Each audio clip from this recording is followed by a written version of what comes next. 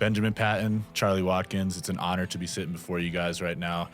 Please just start out and explain to our audience how you guys know each other, because the story is absolutely legendary. Well, I'll just let Charlie pick up the ball on that one because he knew me more sooner than I was aware of who he was. So, Okay. Charlie? So I flew Ben's dad when he commanded the 11th Armored Cavalry Regiment in Vietnam. I was a young warrant officer. I was 45 days out of flight school when he came into the regiment, and nobody else wanted to fly him. They thought that the rumor was that he was as crazy as his old man was, and and I told him, I said, you got guys that's got a lot more experience, a lot more time in country than I have. And he said, no, I'm gonna stick with you. And I said, well, if you stick with me, I promise to bring you home. So This is 68, 69. this was 1968. It would have been in June of 1968 when he came in and took over the regiment. And he loved to fly. And he was there at all combat. He was not your typical command and control aircraft that was flying at 1,500 or 2,500 feet. We were down on the treetops. We were engaged in fights every single day. Mm-hmm. I do not remember a day in Vietnam that I did not get shot at. Wow. He left every morning and went to Lai Kay to the 1st Infantry Division for a briefing. So we left at 5:30 every morning, and we came home when the last round was fired from whatever battle we had going on during the day. So that might be midnight, might be 2 or 3 o'clock in the morning. Come in, sleep for an hour and a half, and take off again and go. And I had kind of a unique ability over there to be able to find the VC in the NVA when other resources would not. They put in sniffer missions and they fly too high and they don't get good readings. And I could fly right. I would always ask him, he would say, let's go find me a fight today. Go find me a fight. He said, we don't have anything going on. And I'd say, well, where do we have some intel? And he said, well, we have some intel over here, but the scouts have been in there, looked the area over, and there's nothing there. Mm-hmm. And so we would go there, and I would get the aircraft right on treetop level, open the window on my door, and I could smell them. Mm-hmm. And the first time I told him that, he laughed at me. he said, come on, you can't smell them. I said, yes, sir, they're right here. He said, no, the scouts been here. They checked it all over. There's nothing here. Mm-hmm. And I said, they're here, but if you give me 5 minutes, I'll have you a fight. Right.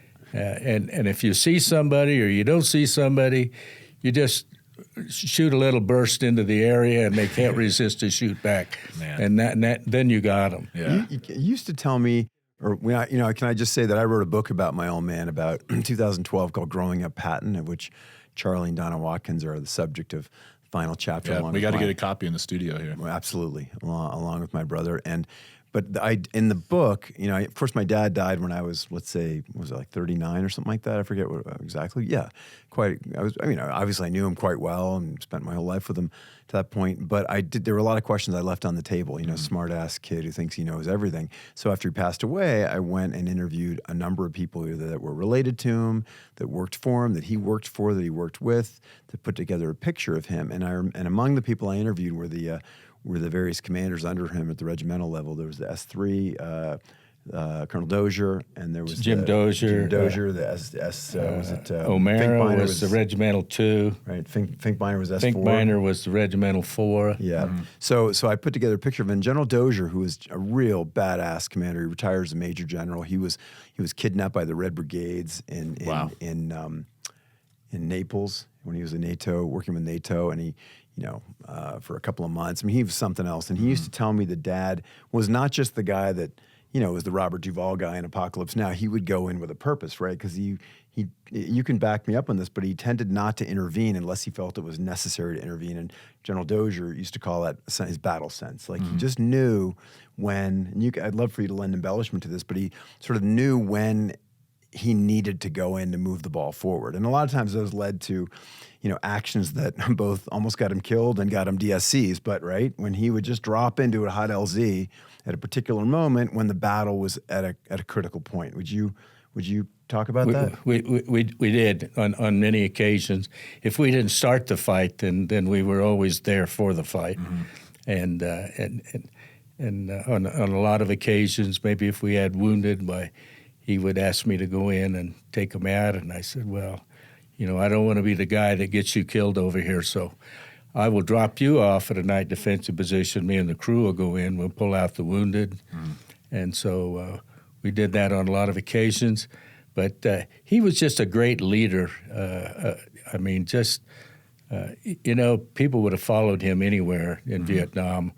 And I'm not saying he's the only guy that really was like that with the regiment, but some of them, stayed out of the way, stayed up high, but he liked to get down in the fight.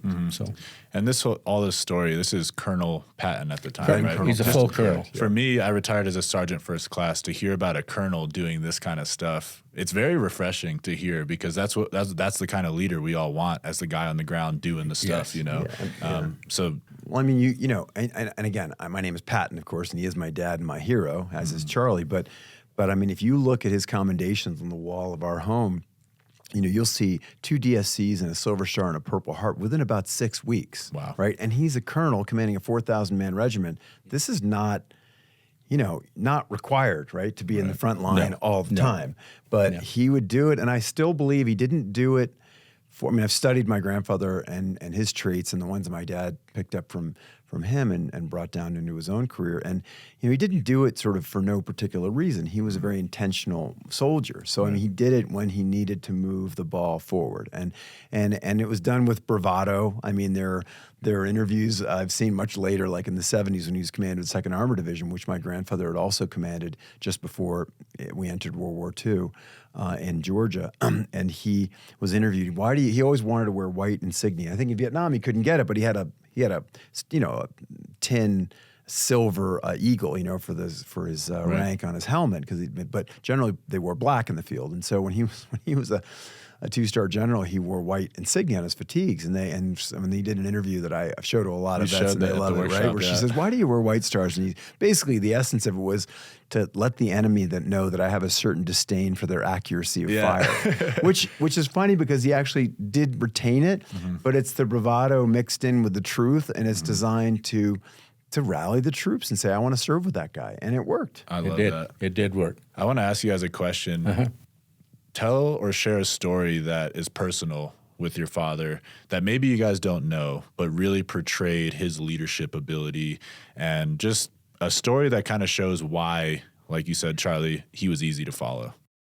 Well, I think getting into the fight was one thing, because we could always provide a little support. We carried quite a bit of ammo every day on the aircraft. We carried a case of incendiary grenades. We carried a case of frag grenades. We carried a case of M79, which he would fire out the side of the door of the chopper when we were in a fight.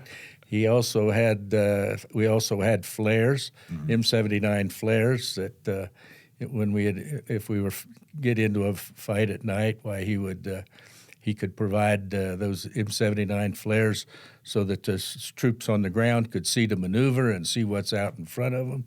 I mean, he was just he was very active in it. He wasn't an officer or a leader that sat back and watched you go to the fight. He was in the fight with you. He led by example.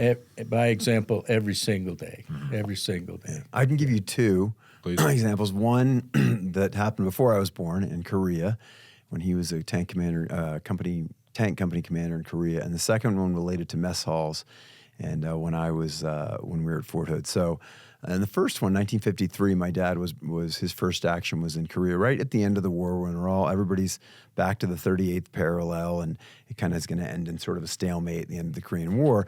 And this is him telling me the story, and you probably know this too, Charlie, but he took over this company. It was the end of the war. It's really bad weather this time of year, in Korea. Everybody wanted this thing. It's already sort of the forgotten war. Everybody wanted to just get the hell out of there. So he takes over this tank company, and he noticed that when he took it over, he told me this. He said, yeah, they see me, and they're like, here comes Patton, this goddamn West Pointer, and he's going to get me killed, and we're almost done with this war. And so he said that some of the troops would walk by him and he'd salute them, and they wouldn't salute him back, but they'd act as though they didn't see him, kind of subversive in a certain sense. So he started asking questions to his command team, and he asked the mess sergeant, he said, when's the last time these guys got a hot meal? I get choked up when I tell this story. And they said he haven't had a hot meal on the line for 30 days. And he said, I'll tell you what, Master Sergeant, we're gonna serve every one of these tank crews. I don't know how many there were. I don't know, there could have been like 20 tank crews or something. And we're going to serve them a hot meal on the line. You and me are going to serve it right now in Sterno or whatever, one at a time. And we're going to do it right now until we get every one of them served. And he started at like 6 a.m. and finished at like 4 p.m. And they served each one of those tank crews a hot meal himself by the CO. And at the end he said, after that, he said, I knew I had them. I knew they would follow me. And he said, that to me is like leadership. And that's the thing that I often think about that's translated from me is that notion of top-down leadership. Bottom-up leadership is required, but top-down leadership isn't so much. And it's rare from what I've seen, and that's not just in the military. So I thought that was really one of the things that I've most drawn from. Yeah. And the other one, circa 1976, when he commanded the 2nd Armored Division, which was the same division his father had commanded just before World War II. And it was a great time for me. I was 10 years old. We were in Texas. We did a lot of hunting and fishing on the weekends. But he had a number of mess halls, DFACs back then, and he would want to go see him. Same thing. He'd want to show up, in the mess halls early in the morning, eat the same stuff that the soldiers were eating. So he used to bring me along with him. And it was fun because he had his handle on the radio. It was Powerhouse 6. And I had my own. I was Little 6. And my mom was 6 Whiskey, which she really hated. That's cool. But anyway, so we'd go there. And I remember showing up in the line. We get our trays. They're eating the SOS and the sausage gravy and the corned beef hash and the eggs. And at first they're like, holy mackerel, there's this general. My dad had a shock of white hair. He had the voice that my grandfather would love to have had, right? He had the George C. Scott voice. My grandfather did not have it, by the way. Can you do an impression? Well, George C. Scott. It's more like my grandfather's the one that people don't realize. He's like, God damn it, we're going to get those goddamn Germans and we're going to grease the treads of our tank. My dad more has this towering George C. Scott voice, right? A lot more bass to it. Right. A lot more bass. Yeah, a lot more bass. And so anyway, we'd show up, and at first they'd be, oh my God, this is crazy. But then he did it all the time. We'd go to the different ones. I don't know, there are 4 or 5 different DFACs and or more. And then he'd sit down, and then he wouldn't go over to the lieutenant colonel's table. He'd go over to the Spec 4, the PFCs and the corporals and whoever else, and sit down with them. Hey, how you doing? And I can give you several other examples, but it was pretty great to be with them. And I went to enough of them that I would see how they would say, wow, the general gives a damn about us. Yeah. Not just the soldiers eating, but the cooks and the guys who were washing the dishes. Right. What I've gleaned is he led by example, and he understood that in order to lead, he had to build relationships. He was interested in building relationships with his soldiers because he knew as a family they would get the mission done. But if he was just barking orders from the top, that's a flawed method of leadership, in my opinion. But I see that in you, Ben. I attended the Patton Veterans Workshop, and you were in it with us from day 1 to day 3. Every hour, every minute, you were in it. And it sounds just like your father was. So the scale is different. But for me, you helping veterans and leading by example and being in it with us in this workshop really meant the world to me and the other veterans in the workshop. Well, I appreciate it. One thing that I've taken, I don't know if it was exactly a maxim that he created, but someone once told me this recently, that if the small jobs are too small for you, then you don't deserve to do the big jobs. That's well said. So it was kind of like, even in some of the, it's like, you can go out and pick up the ambassador at the jet, but you also got to take out the garbage. I'd like to segue a little bit. This is the Veterans Voice podcast, and the whole idea is we just help veterans understand what's going on. Part of that is PTSD. If you guys would just, work with me here, Charlie, last night you said in order to understand or overcome PTSD, you have to talk with the guys who've been there and done that. So this is me sitting here trying to talk with the guys who've been there and done that. So what's your take on PTSD? How have you struggled with it? How have you coped with it? Well, I think everybody comes out of combat with a degree of that. When my wife retired, I decided that I was watching all these suicides. I said, I can't get my head wrapped around a kid that goes to combat, survives combat, comes home, and then blows his brains out. You know, if you're going to commit suicide, why wouldn't you do it in combat? At least your family gets taken care of, you know. And I've always felt that you need to talk with guys, you know, to get over PTSD, and that's really how Ben and I got started together with the workshops. Was, you know, as I said, you know, you got to talk with him. And Ben had done a great job with this. I mean, he's got guys now that have been homeless and guys that have been drug addicts, and now they have these workshops, they come together, they've got a new battle buddy, and now they can move on with their life. And I did a lot of that with the SFAC when we first moved here in 2008, and had great success with it, and I still believe that that's the better route. I'm not saying that these counselors that they use are not smart people and they're school trained, but if you haven't been in combat, it's pretty hard for you to understand what this guy has gone through and in order to create the issues that he has, or whatever trigger mechanism it is that sets him off and makes him go berserk or whatever. Yeah, you've shared some stories already that would cause PTSD. Like thinking about flying and, you know, causing a gunfight while you're floating up in the air and anyone can just shoot you down, that freaks me out. So when your flying days were over, Vietnam was over, you come back home, how did this show up in your life? Well, I guess I probably drank probably not more than I needed to, because I was always thirsty after the last drink. Right. but I think we all crawl into that bottle. You know, that's good one good way to get away from a lot of that stuff. You know, is it a good way? Huh? Is it a good way? Well, it's probably not the best way. Right. Yeah. But it's probably the way that most soldiers 100%. deal with it, I think, is with alcohol. Yeah. I was never a guy I never smoked any weed, or I never took any other drugs or anything like that ever in my life. But we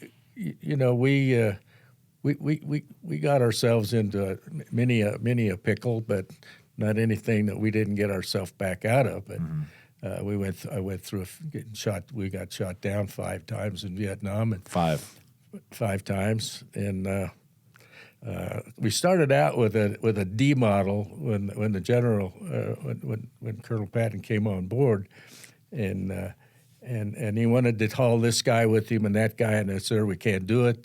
The density altitude is too high." He said, "Well, what are we going to do?" I said, "Well, we need an H model." "Well, is there any H model in the regiment?" I said, "Yes, sir. Maintenance has one." And they used it to lift out Loaches and Hueys out of, shot down.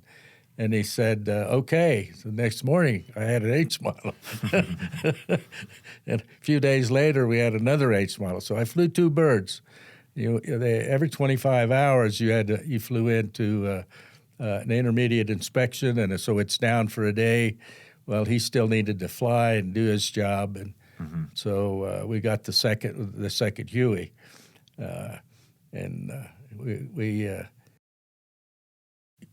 We called him Little Sorrel 3 was the first one, Little Sorrel 4, Little Sorrel 5. You know who Little Sorrel is? I don't. Little Sorrel is Stonewall Jackson's horse. Sure. Okay. So he named his Jeeps after that when he commanded. Yeah. And so when we flew, we had those. But and so the H model, we could pretty much haul whatever we needed. Including, I remember he wanted to have a 50 cal on both sides, right? He wanted a 50 cal, but we couldn't get a 50 cal. But my brother-in-law happened to be an admin officer for an F-4 squadron over at Benoit Air Base, and I designed a bracket, so we could mount 2 60s on each side and fire have 260s. I thought we needed, if we're going to get down in the fray of things, we might need a little more little more firepower than 160. But you were talking about, though, how you really need to speak to somebody who's been there and done that, and the other side of it. And I do think at some point we could tell you a little about the work of the organization that we're both involved with. But just to pick up the other half of that, as a person that has not, as I was often reminded by my dad, that I've never missed a meal or heard a shot fired in anger, you still need to be able to relate to those people that haven't been there and done that. Right. Because they're the people that you're going to live with when even you, Taylor, when you come out and you are a civilian, even though I'm not saying you, but even though a vet may not want to talk to other civilians or even hang out with them. Right. But so it's also important that we educate the non-military about how to understand. I mean, it's almost like trying to make sure everybody's using the same dictionary. Right. You know, we're all human beings. We all have the human condition, and there's plenty of tragedy in non-military situations. They're just not the same kind of tragedy. Okay. But I do think that that's why we've connected up, because on the one hand, Charlie's saying, look, you got to connect soldiers with other soldiers so they can relate to one another and feel comfortable and at ease. But at the same time, you have to have the civilians in the world, including family that are living with them and don't speak the same language, understand them so they can all begin to get along and move forward as a group. Right. Yeah, I'd asked the question, Charlie, about PTSD, and you kind of drifted to telling a story, but I think that answers the question. Like, we all need to get around each other and tell our stories and understand each other and listen to each other and appreciate each other and tell each other we're proud of each other for making it through those difficult times. But that was a good segue. Ben, what do you think, just to go back to the Patton Veterans Project, because I'm really passionate about this right now, what do you think it is about filmmaking that helps the symptoms of PTSD? Well, can I go back, give you a little context for people that don't know what? And then I have an answer as well, but I want to hear yours first. Okay, but then if I lose my train of thought, if I do lose my train of thought, bring me back. Well, I mean, it all comes from the notion of film, actually. So I run a nonprofit, the Patton Veterans Project, and I'm a filmmaker and psychologist. And so the idea that's powerful about film, which is why we use it, is that we are, first of all, human beings are storytellers. You know, there are a lot of reasons, as you heard having done the workshop, why storytelling is important. It's a way to remember things. It's a way to remember things, to make sense of things. I think the one to teach, I mean, there's so many things, but the one that I always bring up when we do workshops is that idea of making sense of your world. And I've worked with, over 1,000 vets, and they come back and they're kind of all jumbled and banged up like a scrambled egg, and they don't need how to put things together into a narrative that helps them make sense of their life. So filmmaking is one of those ways to create a narrative. And what's wonderful is that there are many ways to tell stories, but filmmaking is a particularly powerful one because it encompasses a lot of other types of storytelling, whether it's art or music or theater or, the spoken word, any poetry. You can capture a lot of those things on film. And the one that makes it unique from many other types of narrative therapy is the collaborative aspect of it. It's almost impossible to make a film by yourself of any quality. Because somebody's got to be behind the camera, in front of the camera, writing it, doing the music, acting. I mean, so that's really why the combination of why video narratives are so powerful, because they're collaborative. You can also push a button and somebody on the other side of the world in a split second can see what you've made. And that's a way that you can connect with someone else, because we all speak the language of film, and we're looking at our phones all the time, our smartphones, and you can watch Patton and not be a veteran and go, oh, I don't like that movie, or that was pretty bad acting. Well, you don't have to be a vet, and it's a medium that we all understand and we can all relate to, and it's certainly the most powerful communications medium that has ever been developed. I agree, and from my perspective, having been through the Patton Veterans Project, for me, you guys, you and your team, because your team, Jason, got to give him a shout out. He taught me what it meant to be creative. It wasn't just making a film. It wasn't just acting. It wasn't just the community. It was using my own original ideas, my own inspiration to come up with this film.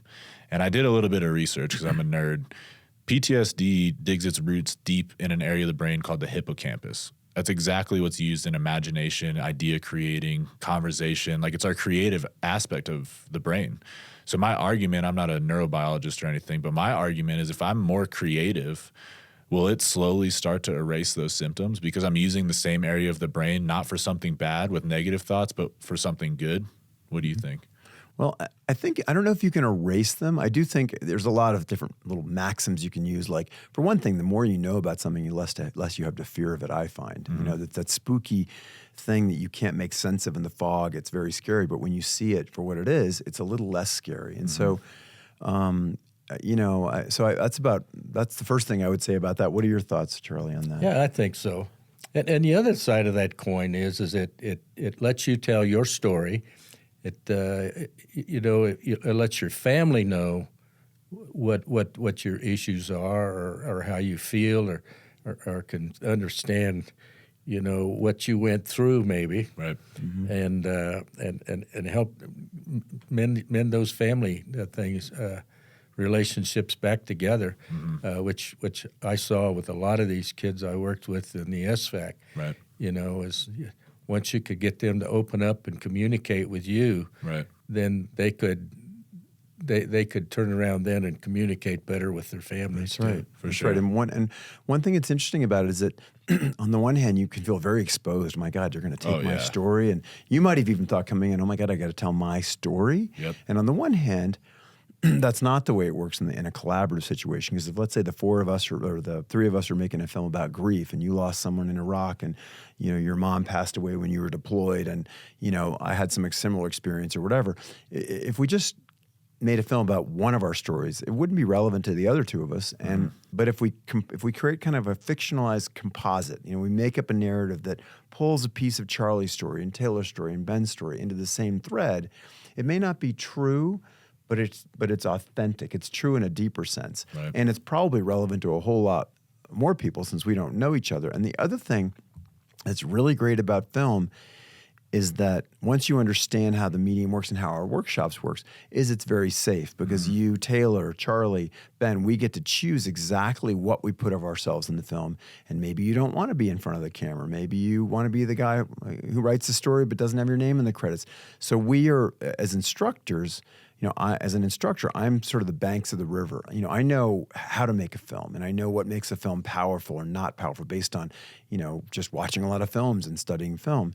But the you know, the why do something, and I can ask the question why. Why does the guy want to walk through the door? That doesn't make sense because he should have gone the other way.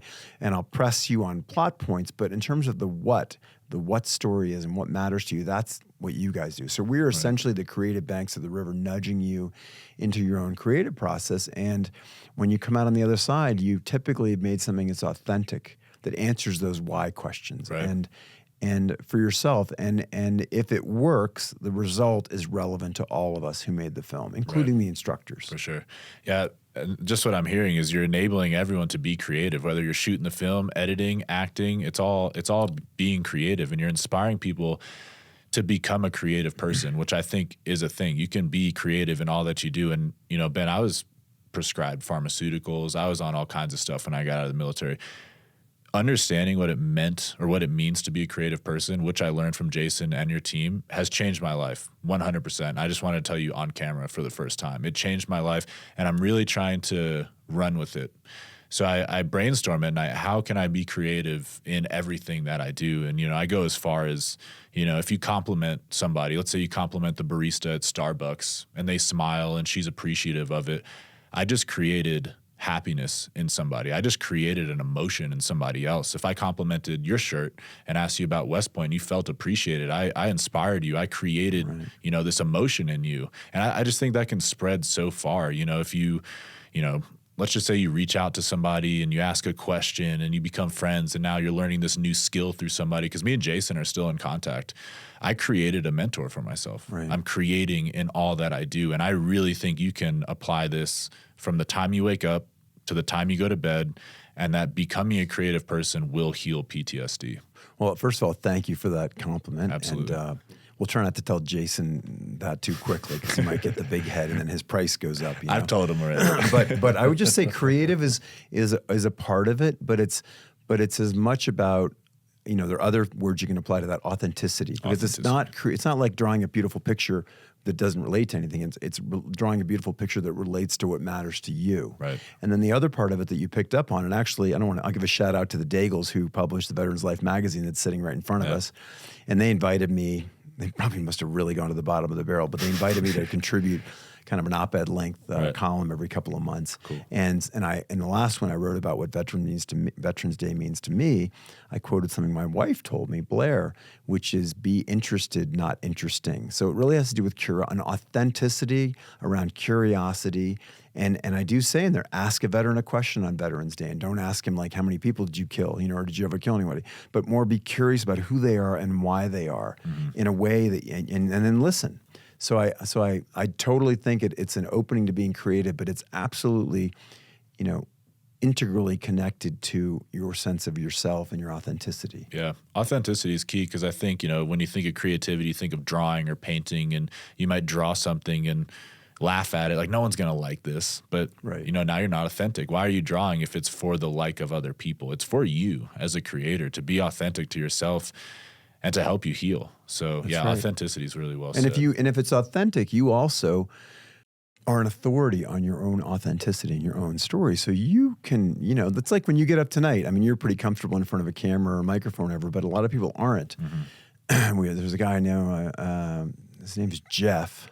And we'll see how he feels when he gets in front of a group of people having to speak about his film. Yeah, he's actually off camera right now. Yeah, but I mean, you also quickly learn that you are the most authoritative source on your film. Right. So as soon as you start to realize that I know more about my film because it's my story than anybody in this room, a lot of that anxiety, which I also share that as a base modality for myself. I have some anxiety, but because I've sort of taught myself many of those tools, I really don't suffer from it anymore. But I just think they're all woven together. And frankly, it's a great joy to sit back having led these workshops and watch that unfold in this sort of process of validation that happens a month after we do the workshops when we have these screenings. Right.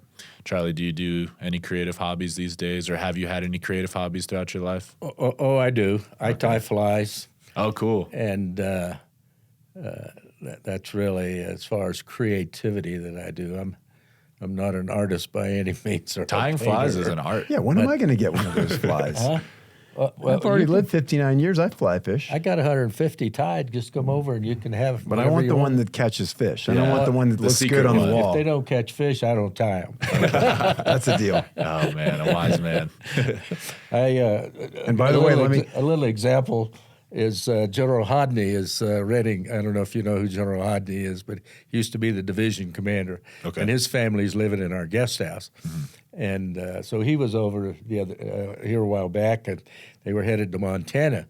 And of course, they're the old beat the water to death with a fly rod. And I said, no, you put a bubble on that line, a clear plastic bubble, put a leader, put the fly on.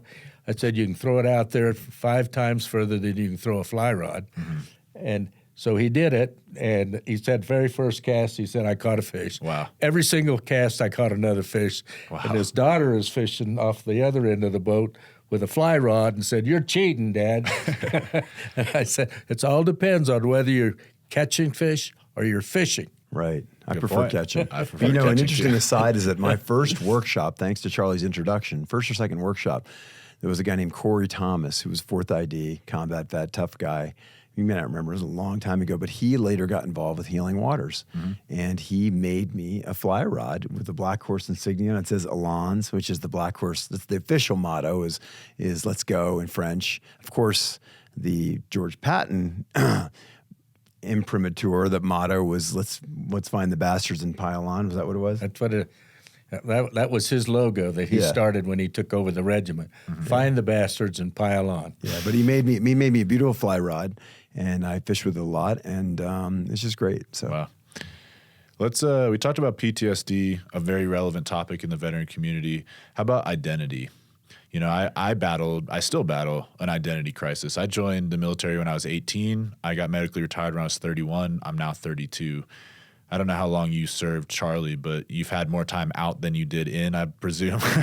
I do. How did you, did you have an identity crisis, or do you identify with this at all? I don't think I ever really did. Of course, Ben's dad, like I said, I flew him, and then he got me into Europe right after Vietnam, and he gave me a direct commission, got me a direct commission, a first lieutenant from a W-2, and I commanded a tank company in Europe. And in those days, I mean, everything was drugs and blacks, and just one problem after another to deal with. And but anyway, the NCOs were pretty distraught, because they didn't have any leadership. I took my company over from a second lieutenant. I mean, second lieutenants were commanding companies in Europe at the time. I was the third ranking guy in the battalion as a captain with 3 months time and grade, and so we rebuilt that company. And then, of course, General Dozier then was Colonel Dozier, and he took over the 1-1 Cav. So as soon as I gave up my tank company, he brought me down to take over a cavalry troop, which was in even worse shape. Right. The only operational vehicle in the whole troop was the commander's Jeep. Opened up the desk drawer on the right side, and it was completely full of Article 15s. None of them had ever been served against a soldier. Right. The commander was buying drugs from the troops, and the NCOs were selling drugs to the troops. Wow. And so my very first day of work, I called an alert at 3 a.m. in the morning and had everybody meet downtown and hauled them in the squadron bus, and officers in the building, the NCOs outside, and I mean we kicked butt. Yeah. So you were a leader in the military, clearly. How did that transfer once you got out? Pretty much, I think. I really did a lot of volunteer work. When I retired, I made a promise to my wife, if she followed me for 20 years, I would follow her to have a career. So she was a director of libraries, and I usually was a volunteer and in the library arena somewhere. Ran the I forget now what we called that, anyway, the group, the library group. We had book sales and stuff to earn money for the library. Yeah. And did a lot of things, but so. Just a quick side note, I ask this question often, but it's a relevant question because everyone has a different answer. How important has it been for you to have a spouse that you can rely on, both in the military, out of the military, up until today? It's absolutely essential. Yeah. That you have a good relation. We've been together 61 years. So and she's been through hell with me in my earlier days. Why is she nodding over there, Charlie?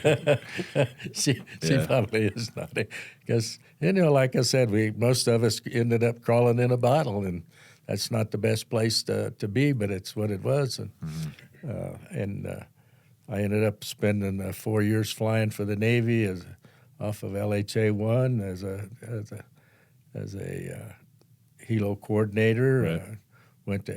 Did the Army Command and Staff by correspondence. I did the Navy's. I went to the Air Force after the Navy, my Navy assignment. And she was there the whole time? She's been here, the whole time. So yeah. That's beautiful. That's pretty much what everybody says. But I think it's important to talk about it, like relationships and divorce. It's all becoming so easy these days, like the first sign of a hiccup, we give up and divorce. We kind of talked about it last night, Donna. We have to put work in. And, a lifelong partner is the ultimate reward. Like, to have that partner, you guys are in your 80s, that is such a beautiful thing. And I envy that. I'm only 32, and if me and my girlfriend Courtney, we will be 80 together, and I will take this advice, and I'll be like, Charlie told me on the podcast that I had to keep you around. Yeah. Just kidding. But, yeah, that's a beautiful thing. You guys have an amazing story.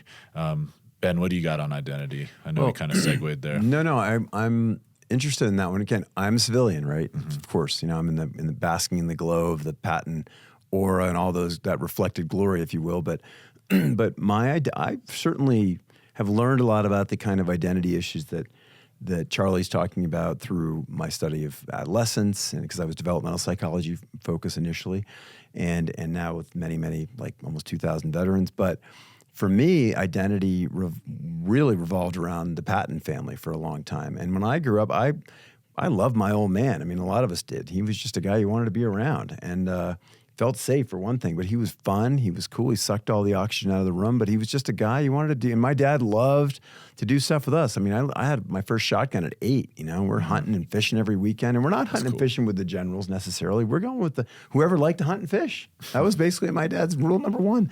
But I grew up kind of thinking, I was never really interested in the Army, but I was interested in flying, and we did a lot of sailing and boating and fishing, and I knew how to run a boat. And so I was the combination of admiring my dad and liking those things, I always headed toward the Naval Academy. And then when I got to the door of the Naval Academy, I got into the prep school.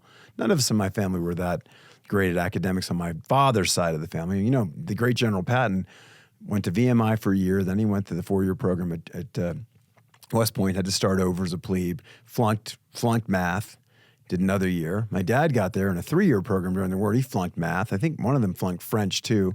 But anyway, and I wasn't so great at it, but I got into the Naval Academy prep school. And at every moment when I had a chance to choose that path, something told me that this isn't right. It had more to do with lifestyle. It was pre-Persian Gulf War. Right. Obviously, it'd been 1990, 1991. I'd like to think I would have just hopped in there and said, let's go. And my brother and I talk about that a lot. But so my identity was largely around that focus for most of my teens. And then when I got to the door, I thought, I'm not sure this is what I want to do. And then it took me a decade or more to start to get into the right place, almost more than that. I did a lot of different things, but not until my mid-40s, let's say, that I really find the thing that I most love to do, which is interesting because now it circles back to the family, the family legacy and things like that, but in a different way. And right. I do think that it's worth mentioning that this is the one area, post-traumatic stress, that probably the Generals Patton weren't so hot on. They didn't have a great understanding of all that, even though they probably certainly both suffered from it to some extent, and I have lots of examples. But so now my identity is related to the Patton legacy, but in a completely different way. And in a certain sense, my father had the same issue. He grew up, George S. Patton, he didn't rate armor when he first got into the military, but eventually he did. Then he's grown up in the shadow of the great General Patton, who died 6 months before he graduated from West Point. And I don't know if I told you this story before, but at graduation, my aunt told me this, at graduation from West Point in 1946, an old wounded Third Army vet walked up to my dad at graduation because everybody knew who my dad was at that moment. And he said, "You'll never be half the man your father was, but congratulations anyway." Mm-hmm. And it took him a whole career to come to a point where he didn't really have to look over his shoulder and say, "I'm Patton's son." In fact, he never really wanted to be introduced as General Patton's son, which is impossible if your name is George S. Patton and you're a general. Mm-hmm. But in my case, it was similar in that sense that now I'm coming back to the legacy, but on my own terms. And I feel pretty good about it. I don't lose a minute of sleep now at 59, having not gone in the military, because I feel like what I'm doing is what I'm supposed to be doing. But it took a while.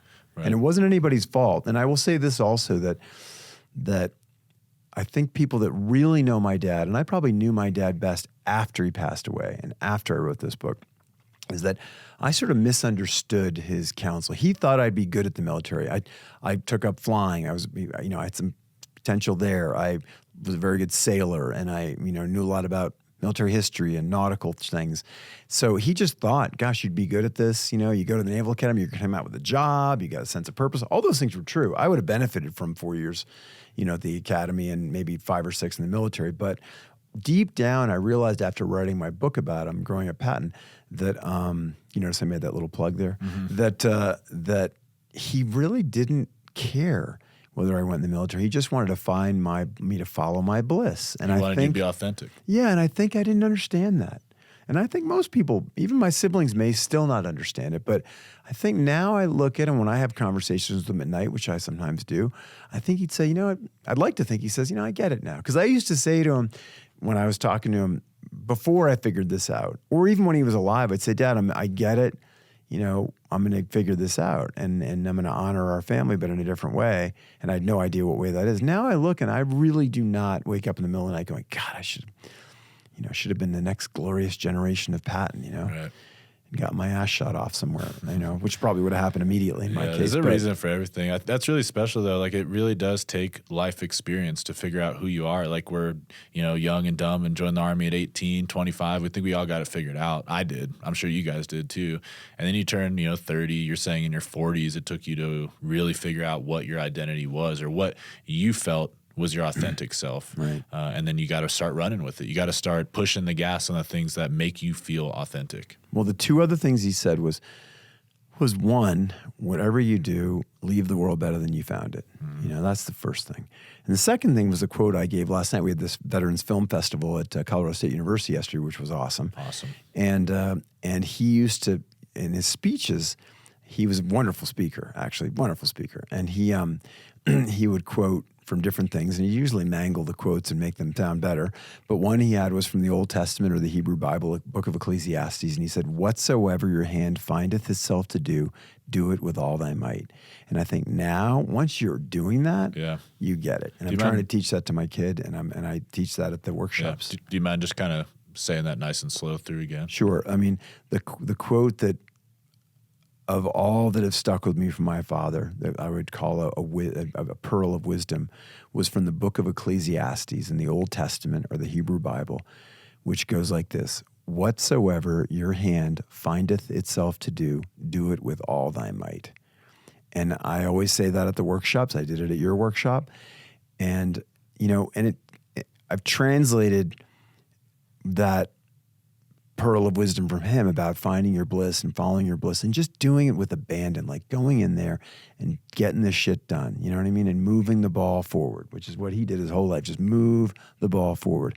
And I translated it into, for the veterans, look, just step into the fog and trust that when you put your foot out there off the ledge, there's going to be another ledge that your foot's going to fall on the other side. And it's going to be there. And so just the more you put into whatever you do, in this case, our workshop weekend, again, 20 hours of just doing something you feel like you're not qualified for and you had no interest in doing yesterday, that if you just, the more you put into it, the more you're going to get out of it. And I think you are a perfect example. And Jeff, who's right behind you, is another example of people who do that get something out of it. And I think that's what we've witnessed in 14 years of doing this. Yeah, that's a beautiful quote. And I really want to just open a thought process on that. But, in that quote, it describes the creative mindset. And that's what you guys are teaching. It's do everything you can to the best of your ability. How can I turn this bad situation into a great situation? I need to create a circumstance to make this help people, help me, help you, get intelligence from it. That's right. But there's also another dimension to it, which is that you have to be present. We're getting good now. You have to be present. Yeah. You cannot, do that while you're thinking about something else. And this is something, again, I mean, I see nods in the rooms when I'm teaching these classes, is that you can't really be present if you're thinking about something else, which is what happens after the vets realize, oh my God, I am not going to finish this unless I do X, Y, and Z and get these lights and write this script. So you can't really fit that other thing you're worried about that you can't do anything about anyway. Whether my wife's going to be happy with me about this thing that I have to do next week or something, or whether I'm going to stress about this other meeting with the VA or whatever it is. But in that moment, you suspend your disbelief, you put the blinders on, and you get the work done that you need to get done because that's how you're going to finish it. So it really, that's really what we're talking about. It's about being present. You can't do anything about what you've already done, and you can't do much about the thing you got to worry about next week. True. So you can only just be in the present. In fact, I lived a lot of my life until I would say 5 years ago, where all the lessons kicked in of, looking back with regret and looking forward with anxiety, looking to the past with regret and looking to the future with anxiety and trepidation. And if you can't do anything about the thing that's already happened 30 seconds ago, and you can't do anything about what's going to happen in a month, whether my son wants to go to this school or that school that I have to decide in 6 months. Well, I'm not going to worry about it until 6 months from now. Yeah. So that has really helped me a great deal. For sure. And that's the default these days. We're regretful or embarrassed about our past, and we're anxious and stressed about our future. How do we just live right now? It's so hard. if you have like a good explanation or a good technique, I think, you could sell it for $1 billion, but it's all a process. It's all about experience. It's all about understanding, I was stressed about that one thing, but I was a little bit out of proportion. I could tone that back. I was embarrassed about this thing, but I realized I can't change that. All I can change is my future. Well, my oldest sister, who's a Benedictine nun, actually, she's brilliant, a great friend of mine, Margaret. When I was going through this period of sort of like, God, in my 30s, damn, I should have done that. What if I'd gone to the Naval Academy? I could have been a pilot. I could have been in much better shape. I would have been on time more. And she said, dude, if you had really wanted to do that, you would have done it. Yeah. But you didn't do it. And so you got to honor the path you took, even if it's not even a path yet. Mm-hmm. And I think that helped me a lot. Unfortunately, some of those lessons took 10 or 20 years to root themselves in my psyche. Yeah, Charlie. Before we were talking over at Mount Carmel here, you were telling me about, was it a veterans home? It was just a great idea. We don't have to talk about it specifically, but just the idea of purpose and having a reason to live and working as a veteran. Well, a number of years ago, the VA, back after the Civil War, they created a place called Fort Lyon, which is east of Los Animas, and it was a psychic hospital at the time. A lot of guys in there, what they call shell shock back then. Now we know it's probably the same thing as PTSD, et cetera. But the VA kept sending patients to other places and no patients going to Fort Lyon until the number of employees exceeded the number of patients. Mm-hmm. And so then at that point, the VA gave Fort Lyon to the state. I went to Hickenlooper and asked him to let's turn Fort Lyon into an old soldiers' home, and let's get our homeless vets off the street and give them a place to live and something to do. And of course, he told me that he was going to use that as an illegal sanctuary. Well, it ended up becoming a prison, and now I don't know. It's kind of a homeless shelter but it's for all kinds of people, homeless, not just an old soldiers' home, But back in the day when they created that, after the Civil War, when you were in there as a patient, you had a job.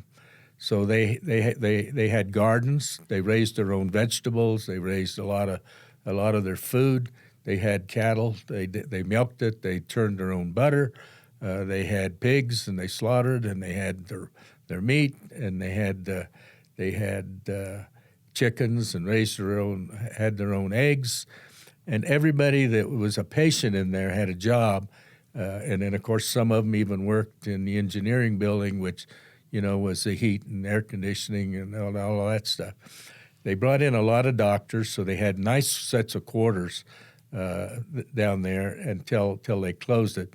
They had a very hard time getting doctors to accept jobs down there because their wives wanted to be in a more metropolitan area, Pueblo, Denver, Colorado Springs, whatever. So they had a real hard time doing that. But I still believe that that's what we ought to do with Fort Lyon. To this day, I still believe that if we could give these guys, get them off the street, get them off of drugs, and give them a reason to live by giving them a job down there, and maybe whether they're good at gardening or whether they're good at milking cows or slopping hogs or whatever it is, but it helps make their way, which they did away with a number of years ago. They quit doing that, mm-hmm. and they just started buying everything that they needed, right, which just drove up the costs. And like I said, with more, we gotta enable, we gotta empower people to have a purpose. We can't just lock them up in the middle of nowhere with no purpose, especially veterans. We got to give people a reason to live, like you said. I was chatting with a veteran last night, Ben, and I want to, Charlie, ask you this perspective. Like, we all have different perspectives in life. Like, you see life different, they see life different, I see life different. But what causes that perspective? And when I was chatting with this veteran, his name was Josh, when you are in the military, you deploy to war, and you're put in a life or death situation, maybe many, day in and day out. How does that change your perspective for the rest of your life? And my question is, was there a story, or, you know, maybe it was one of the times you and his father were shot down, that you felt like, I'm not going to make it out of here, and then you did? And how has that affected you later in life? You know, I think maybe out of all of the times we were shot up many more times than shot down. but I think probably one of the times was we put in a B-52 strike, and we used to land about a mile away from the box, and then as soon as the last bomb is called, you know, we'll listen to the radio, last bomb away. When that went off, we would go in there and hover around and pick up guys. And we were in there hovering around trying to pick up a guy, and I heard this whistling sound, and I hollered incoming and pull pitch, and we went out. Literally underneath of the aircraft, holes in the rotor blades. But that's probably the only time, and personally, that I thought that we may not make it. Right. We may not make it. But I was able to get back to an NDP that we had, and just as I set the aircraft down and rolled the throttle off, the engine stopped, shut down on me. Wow. It was that close. The fuel coming out of the fuel cell. Do you think that situation kind of, you know, you see life different after that? You're a little more grateful, would you say? I think you are. Yeah. I think you are. Right. But I'm not. It didn't bother me to go ahead and continue to fight that day and continue to do what we had to do. But I think you do, when you stop and think about those things, it does have an effect on you. For sure. On your life as a whole. Yeah. You meet a lot of veterans. Would you say veterans are, you know, very grateful people? Oh, me? In Sure. general? I mean, Yeah. I think so. Very grateful, very respectful.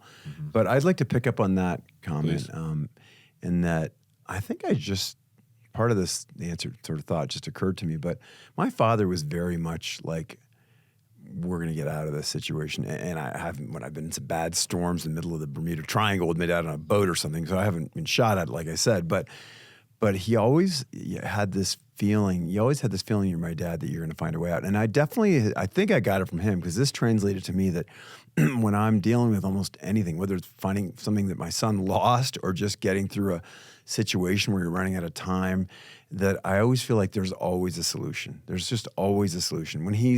One time he's a pretty good student and he usually is on top of things, but one time he got very far behind, and I said, look, you're just gonna lose sleep tonight, and we're gonna finish this thing, you know, this studying for this test tomorrow.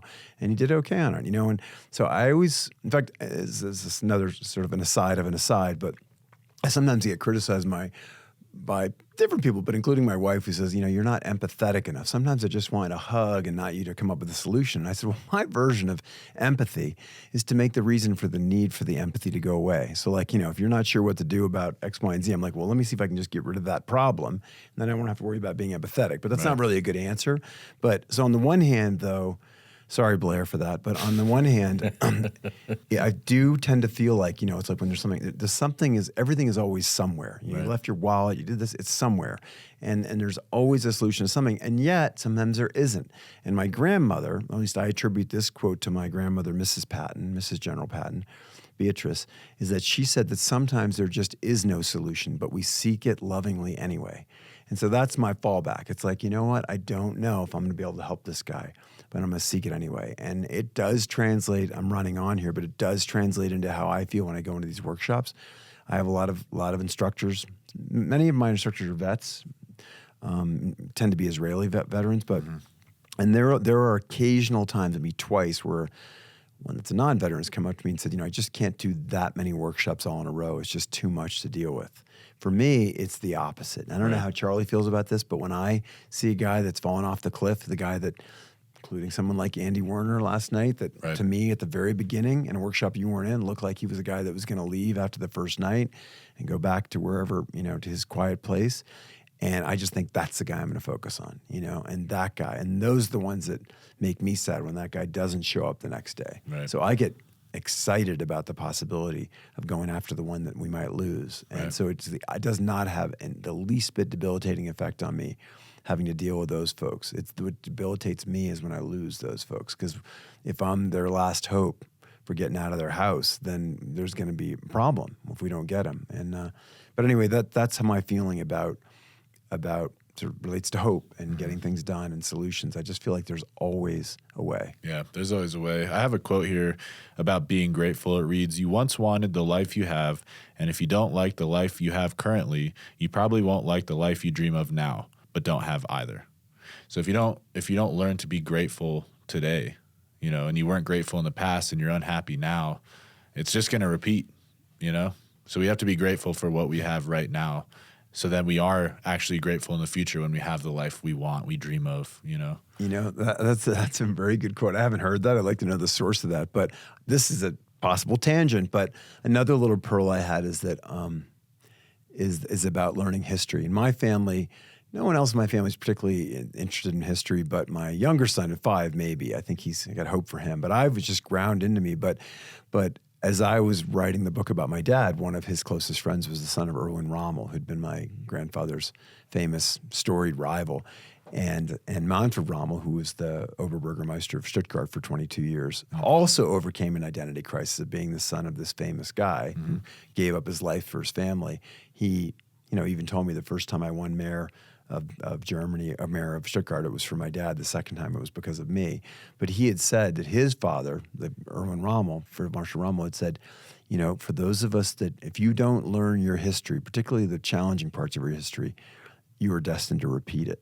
So getting comfortable with your history and where you've been is the first step in charting the course to where you want to go. So it's sort of, kind of a corollary to what you just said. For But sure. it made me think of that, that we really have to understand our history. We have to understand ourselves. How do you know where to go if you don't know where you are right now? Yeah, you have to understand your history without being embarrassed or regretful about it. Or you have to be saying earlier. self-critical. He Right. also told me that his dad, the field marshal, that was one of his great traits as a soldier, is he would invite criticism. Did I do the right thing or the wrong thing, how I could do it better, and he would encourage that. It's kind of the nature of democracy, frankly, or it should be. But he said that was what made his father such a great leader. He would how can I do this better? And he would ask the sergeants and the privates and the corporals, and the people that has worked for him to give him the straight story. Mm-hmm. I like that a lot. I have one more question, and I want to kind of open it up, to just share your guys' philosophy with the veteran community. But what's your guys' take on, I guess, second chances would be how I'd word it. But do you believe people can change? And if so, what does that look like? And how do you view someone who maybe has a not so bright or not so respectful past? And then how do you view them today knowing they've changed? I think without a doubt, that most people, if you give them a second chance, they're going to do something with that. That's one of the things that I always felt. My doctor asked me, "Do you have regret knowing the condition you're in? Would you do what you did back then in Vietnam?" And I said, "Yes, I would, because I gave those guys a second chance that were seriously wounded and were going to die otherwise if you don't go in and get them in a hot LZ. As we all know, medevacs are not going to do that. So, and we did that many times." Right. And just to explain the gravity of the situation, what's your current situation that you described? Like your current shape? Oh, well, I am totally fused from my tailbone all the way to my neck. I have 3 rods running down my back, and I have cage built around the back. And so I'm never going to stoop over and tie my shoes. Well, to sit here and say you don't regret anything, I rarely get choked up, and I'm feeling it. That's very impressive, Charlie. I respect you. You are an absolute idol of mine, and it's an honor to sit here. The fact that you would do all this again, knowing you'd be right here, right now, that's just very respectful. And this is what we need. This is what we need, in the world, as a nation, as America, as veterans. We need that pride, that courageous, actions to help people, to help others. Ben, what do you got? You're stirring over here. I'm stirring. Yeah. Well, I think anybody's capable of change. Change is very hard. I mean, even when you talk to a couple of psychologists and a couple of therapists, well, you can only change around the fringes as you get older. You've grooved in these habits, and it's tough to become somebody different. I got married in my 50s to my current wife, and she's 15 years younger, and it is difficult to change. However, it is possible to change. It's always possible to change. It's just a habit. I've got a wonderful little Labrador, and they say, hey, it takes 2 weeks to change a habit in a dog. You got to train him. So I do think it's possible, but I do think the key to change is to really wanting to change, not for someone else. I think it's difficult to change for someone else, but if you can change for yourself, instead of, I want my wife to be happy. Well, I don't know if that's going to work, but I want to be a better person. That might be, or I want to be a better husband. It's got to be about you. Right. You can't pin stuff on, I grew up in a difficult childhood. After a point, you got to take ownership for your own path. Yeah. And I do think that it's possible to change. I'm certainly about that here. But you have to instill in that person, like I said, everybody at some point has to be willing to take that step themselves. And, it makes me think, we're ending on a lighter note, but when I'm with my, mostly millennial instructors, we're riding around in these SUVs, going from place to place with all our gear, all we do is talk about film, and they've seen a heck of a lot of films, but I've lived a lot longer than they have, so I've seen a lot of films too. And every once in a while I come up with a gem that they weren't even aware of. And there's one film that I've loved in the last few years called 16 Blocks. Have you ever heard of it? No. You should write it down. It's kind of like Die Hard with a moral, with a moral in the center of it. It's got that kind of vibe. It's Bruce Willis, but I will just tell you without giving away any of it, it's a beautiful film with Bruce Willis playing against type, downtrodden, kind of drinks too much, slightly corrupt cop with another guy he's supposed to protect who's played by Mos Def, who's a black rapper / actor who's really great. And the theme, the moral of the movie is people can change. And it's really, that's exactly what it's about. And yes, there's 3 strikes you're out, and there's some guy the only people I would ever have the death penalty are probably major drug cartel dealers, because, you figure that's probably going to be the best way to keep them from selling drugs if they know they're going to be killed because they love their lives. But that 3 strikes you're out thing, that's all politics. I don't know what to think about that. But my feeling is, in the business I'm in, if I see a glimmer of hope and I can get that glint in that guy's eye to just show up for Saturday morning after he walks in the door Friday, that gives me great hope and great belief that people can change. I just believe that. In fact, I get saddest when the guy doesn't come back after the first night, because once people like Charlie or you or Donna or whoever get that person into the room in my workshop, it's my job to keep them there. So I do believe in second chances, but it does take the person to have the will to say, I want to change. And then you've got something. Yeah. And not just I want to change, but maybe I just want to change my perspective. Yeah, perspective's everything. My closing statement here is, this is the Veterans Voice podcast, and my mission here is to explain to the veteran community that they're not alone. So what would you guys say to a veteran right now? Maybe you only have a minute or so to just get him on the right track. Just a quick blurb. You got a veteran in front of you. He's suicidal. You only have about a minute or 2 with him, but what would you say just to get him on his feet and get him on the right track? Well, get with somebody and talk it over. Don't crawl off in a room and give yourself, the opportunity to commit suicide. Suicide is a sorry way out of life. There is nothing in the world that can't be overcome with a little working with somebody, and find you a new battle buddy if that's what it's going to be. But you just that suicide is not the answer. Yeah, build a community. Yeah, the best thing you do if it's a wife that's found a new boyfriend, the best thing you can do is dump her and move on and live a great life and show her what she missed. I like it. Ben, what do you got? Yeah, the thing besides attend the Patton Veterans Project. Sure, no, I understand. But the thing is, I thought about. I was already divorced from my older son's mother passed away from suicide, took her own life about 5 years ago, and just a very stressful life, I guess she had, and she just couldn't handle it. And I think she didn't have the right people around her that understood and would meet her where they are, which is what we try to do in our workshops. We meet you where you are. And because if you don't, that person can't see you. And I've reflected on this notion with friends of mine about death, and particularly a death by suicide. And it's very hard to conceive of the idea of nothing. Like nothing is just nothing. There's no consciousness. It's just nothing. We can't reflect back on ourselves once we're dead, as far as we know. Hopefully there's something different. But I just feel like you got to go where the life is. If you have no hope in your life, you're talking to the wrong people. And you have to talk to somebody, because humans are, we're generally gregarious.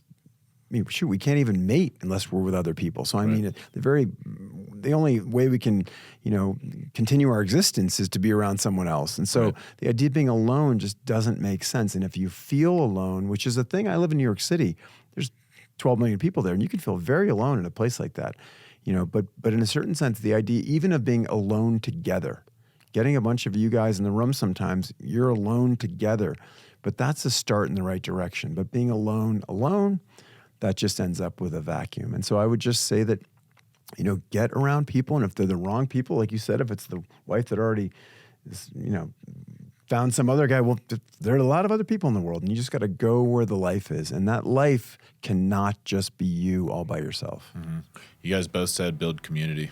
It's about community. You're not alone. You have to go out and find your people, and that's not going to happen overnight. You have to introduce yourself. You have to go to social gatherings. You have to. It all comes back to the Patton Veterans Project. It's a perfect example, but there's so many other examples. You have to get around other people who understand what you've been through. Like when I asked you about PTSD, you just started telling me war stories. But that was perfect, because that's exactly what we're here. I've been there, you've been there, we understand, and that's how we're healing together. You guys got any other closing comments? Well, we appreciate you, actually, because this is about, we're learning as much from you as you are from us. So I really want to say thank you, because you don't have to do this. But Pattons are always willing to embarrass themselves in front of an audience. So here we are.